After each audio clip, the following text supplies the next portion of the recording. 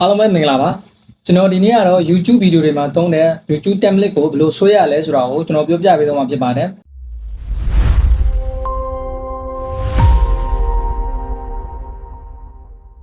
လွယ်ကူဆုံးကျွန်တော်2မိနစ်အတွင်းမှာကျွန်တော် YouTube template အမိုက်စားကိုကျွန်တော်ဆွဲပြမယ်အဲ့လို template ဆွဲဖို့အတွက်ဆိုရင်ကျွန်တော်တို့မှာဘာလို့လဲဆိုတော့ကျွန်တော်တို့ master prompt တစ်ခုလိုတယ်ကျွန်တော်အဲ့ master prompt ကိုကျွန်တော်ဒီဗီဒီယိုရဲ့ comment ထဲမှာလည်းကျွန်တော်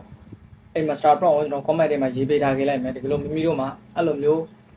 template လိုအပ်တဲ့ဆိုရင်ကျွန်တော်ချပေးထားတဲ့ comment ကနေယူပြီးတော့အဲ့ master prompt သုံးလိုက်ရတာပေါ့နော်ကျွန်တော်အဲ့ဗီဒီယိုထုတ်ဖို့အတွက်ဆိုရင်ကျွန်တော်တို့က Gemini ရှိရရပေါ့နော်ကျွန်တော်တို့က AI နဲ့ထုတ်မှဖြစ်တဲ့အတွက်ကျွန်တော်တို့က Gemini နဲ့ထုတ်မယ်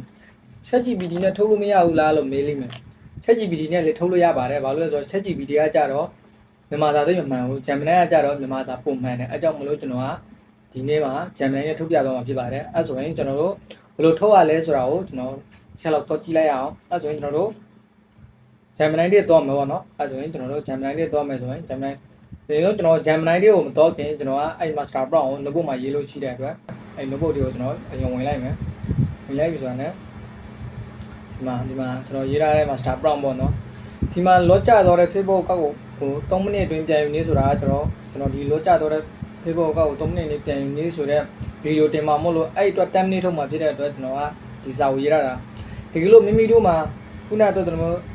တီးစကားပြောတဲ့အသီးဇလန်းတွေလုံကြီးဆိုရင်ဒီအခုကျွန်တော်ရေးထားတဲ့မြန်မာစာနေရာမှာအဲ့မြန်မာစာကိုဖြတ်ပြီးတော့မိမိတို့ဗီဒီယိုနဲ့ပတ်သက်တဲ့အကြောင်းအရာကိုဒီစာမှာရေးအပေါ်တစ်ကြောင်းအောက်တစ်ကြောင်းဟိုမှာကိုညှပြီးရေးပေါ့နော်ကိုဗီဒီယိုနဲ့သက်ဆိုင်တဲ့အကြောင်းအရာကိုဒီအခုကျွန်တော်ရေးထားတဲ့စာနေရာမှာကျွန်တော်ရဲ့စာကိုဖြတ်ပြီးတော့မိမိတို့ကျွန်တော်ရဲ့ prompt ကိုအသုံးပြုမယ်ဆိုရင်ကိုဗီဒီယိုနဲ့သက်ဆိုင်တဲ့အကြောင်းအရာပြမှာရေးပေါ့နော်အဲ့ဆိုရင်ကျွန်တော်တို့ဒီစာကို copy ယူလိုက်မယ် copy ယူလိုက်ပြီးရင်ကျွန်တော်တို့ကGemini တွေဝင်ပေါ့နော် Gemini တွေဝင်ရင်ဒီလိုပေါ်ပြီးဆိုရင်ကျွန်တော်တို့ကဒီကောင်လေးနှိပ်မယ်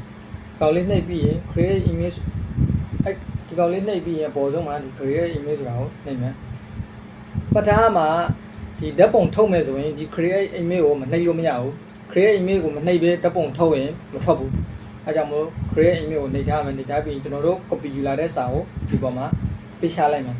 ပေးချလိုက်ပြီးဆိုဒီလိုပို့လိုက်ရင်လေ template ကထွက်လာမှာပေါ့နော်ဒါပေမဲ့ကျွန်တော်တို့ကအဲ့ template ပုံမှာကျွန်တော်တို့ရဲ့ပုံပါခြင်းကျွန်တော်ရဲ့ပုံမှာထည့်ပေးလိုက်မယ်အဲဆိုရင်ဒီ plus sign လေးကိုနှိပ်မယ်နှိပ်ပြီး glare နှိပ်မယ်နှိပ်ပြီးရင်ဒီထဲကကျွန်တော်ရဲ့ဓာတ်ပုံတစ်ပုံတောက်ယူလိုက်မယ်ကျွန်တော်ရဲ့ဓာတ်ပုံတစ်ပုံကိုယူလာခဲ့မယ်လာပြီးကျွန်တော်ရဲ့ဓာတ်ပုံနမ်းမှာ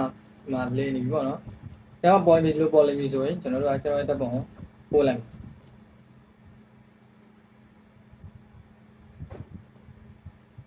ပို့လိုက်ပြီဆိုရင်ဒီလိုမျိုး तू က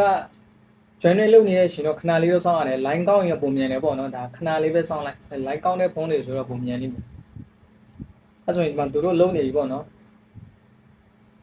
ဒီကအလွယ်ဆုံးပဲတခြားအရင်တော့ပုံစံမျိုး Canva တို့ဘာတို့နဲ့ကိုပိုင် design ဆွဲပြီးတော့လုပ်နေရတယ်ပေါ့နော်ဒါပေမဲ့အရှင်အများကြီးကြာတယ်အဲ့ဒါအရှင်အများကြီးပေးရတယ်ဒီကောင်ဆိုအလွယ်ဆုံးပဲအဲဒီမှာရလာပြီမှာကြည့်လိုက်ပုံဆိုလန်တလောက်မမင်းနဲ့အရန်မိုက်တယ်နော် template ပေါ့ကိုယ့်ရဲ့ဗီဒီယိုကို YouTube မှာတင်မယ်ဆိုရင်အရင်ဆုံးသူများတွေကကိုယ့်ဗီဒီယိုကိုဖွင့်မကြည့်ခင်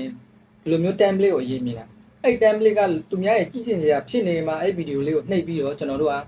ကြည့်ရဲဆိုတာဖွင့်ကြည့်တာပေါ့နော်အဲ့ template ကိုဆွေးဆောင်မှုမရှိတဲ့ template ဖြစ်နေကျွန်တော်တို့ဗီဒီယိုရဲ့ content ကဘလောက်ပဲကောင်းကျွန်တော်ဗီဒီယိုကိုသူများရဲ့ဝင်ကြည့်မှာမဟုတ်ဘူးအဲကြောင့်မလို့ကျွန်တော်တို့က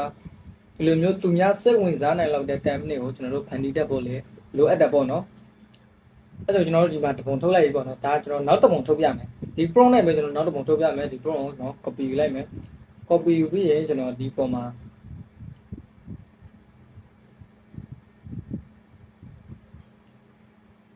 copy ယူပြီးရင်ကျွန်တော်ဒီစာကိုပြန်ပြောင်းရေးလိုက်မယ်ပေါ့နော်ဒီစာကျွန်တော်နောက်တစ်မျိုးရေးလိုက်မယ် TikTok ဂျပန်ကောက်ဖွင့်နေဆိုပြီးတော့ကျွန်တော်ရေးလိုက်မယ်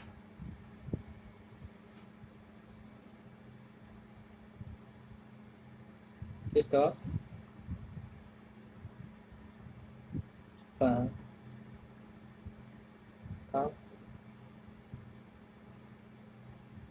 ဂျပန်ကောက်ပေါ်မှာအဲ့ဂျပန်ကောက်ပဲရေးမှာကျွန်တော်နှစ်ကြောင်းရေးနေတာပြည့်တယ်အောက်ဆုံးမှာ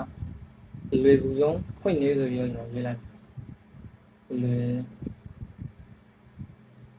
ယ်ကူဆုံးဖွင့်တယ်လီ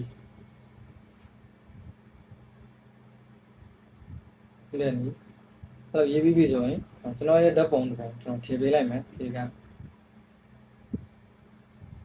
တော်ရဲ့ဓာတ်ပုံနေပြရဒီကဒီပုံထည့်ပေးလိုက်မယ်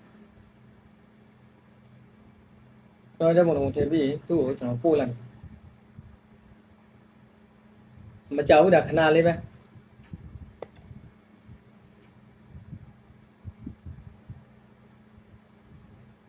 ဒီက10 မိနစ်မကောင်းရင်ဗီဒီယို content ဘလောက်ပဲကောင်းကောင်းသူများတွေကဝင်ကြည့်မှာမဟုတ်ဘူးဒီကကိုဗီဒီယိုကိုသူများအမြင်မှာဆွေးဆောင်မှုရှိဖို့အတွက်ကျွန်တော်တို့က10 မိနစ်ကအသက်ပဲ YouTube မှာ10 မိနစ်မပါဘဲတင်လေးရတယ်10 မိနစ်မပါဘဲတင်လိုက်ရင် YouTube ကကိုယ်တိုင်ကဒါ quality မပြည့်တဲ့ content ဆိုပြီးတော့သူတို့တတ်မှတ်ဒီမှာဆိုရင်အမှထွက်လာပြီပေါ့နော်ဒီမှာTikTok ဂျပန်ကအလွယ်ကူဆုံးဖွင့်နေဆိုတာဒီမှာထွက်လာပြီဒီပုံစံမျိုးမကြိုက်သေးဘူးကွာသူ့ကိုလက်မထောင်တာမကြိုက်ဘူးလက်ညှိုးထိုးတဲ့ပုံစံလိုချင်တယ်ဒီ screen ပေါ်မှာဘာပေါ်ချင်တယ်ဒီကကို့မှာကိုဒီပေါ်မှာဒီနားမှာဒီပုံနဲ့ပတ်သက်တဲ့ဟာထည့်ချင်တဲ့ဟာဒီမှာ